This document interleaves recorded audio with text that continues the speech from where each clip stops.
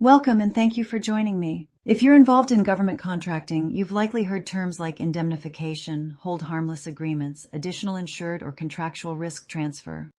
These provisions appear in contracts every day, yet they're often treated as standard legal language rather than important business tools. The reality is that contractual risk transfer plays a significant role in determining how responsibilities are allocated when something goes wrong. Today, we'll discuss what contractual risk transfer is, why it matters, and several practical considerations every government contractor should understand. Let's begin. What is contractual risk transfer? Contractual risk transfer is the process of allocating certain responsibilities between parties through a written agreement. Rather than leaving responsibility to be determined after an incident, contracts establish expectations before work begins. Government contracts frequently include provisions addressing indemnification, hold harmless agreements, insurance requirements, additional insured status, certificates of insurance. Also commonly covered, defense obligations, subcontractor responsibilities. Together, these provisions help define how risk is intended to be managed throughout the project. Why it matters. Government projects often involve multiple organizations. You may have government agencies, prime contractors, multiple subcontractors, design professionals, equipment suppliers, specialty consultants. Each organization performs different work and assumes different responsibilities. Without clearly defined contractual obligations, disagreements can arise if a loss, injury, or property damage occurs. Well-drafted contracts help reduce uncertainty by clearly assigning responsibilities before work starts. Contracts and insurance work together. One of the biggest misconceptions is the belief that insurance alone provides complete protection. Insurance is important, but it responds within the framework established by contracts and policy language. For example, a contract may require certain liability limits, additional insured status, waivers of subrogation, primary and non-contributory wording.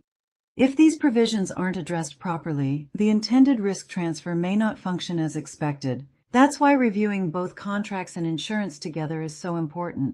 Review indemnification provisions carefully. Indemnification clauses describe when one party agrees to assume certain responsibilities for another. Every indemnification provision should be reviewed carefully. Ask questions such as what obligations are being assumed? Are responsibilities clearly defined? Do subcontract agreements mirror the prime contract? Does the insurance program support these obligations? Small wording differences can significantly affect how responsibilities are interpreted. Don't forget the subcontracts. Prime contractors often spend considerable time reviewing their government contract. Unfortunately, subcontract agreements don't always receive the same attention. This creates one of the most common contractual risk transfer problems. If subcontract obligations don't align with the prime contract, unexpected gaps may develop. Review every subcontract for consistency with the overall project requirements. Certificates of insurance are only one piece. Certificates of insurance are valuable administrative tools. However, they don't replace the insurance policy. The actual coverage depends upon the insurance policy. Policy endorsements, contract language, applicable laws.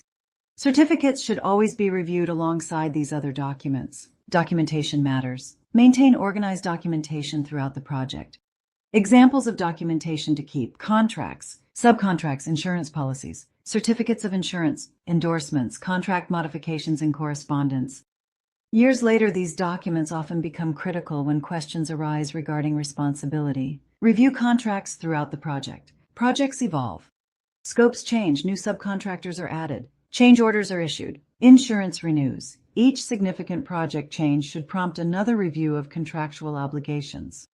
Periodic reviews help confirm that contracts, insurance, and operational responsibilities remain aligned. Think beyond compliance. Government contracting often emphasizes compliance.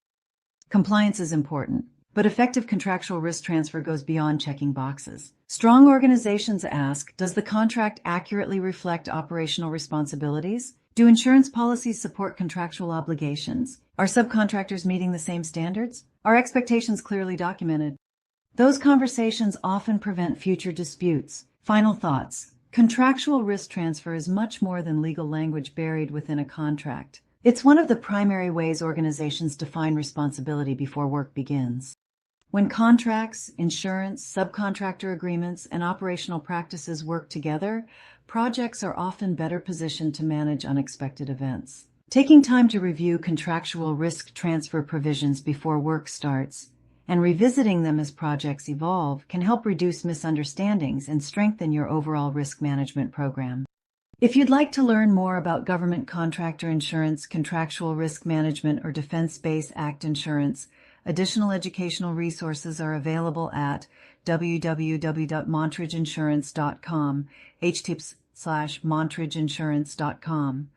Thank you for watching. If you found this webinar valuable, please subscribe, like the video, and share it with others in the government contracting community. I look forward to seeing you in the next webinar.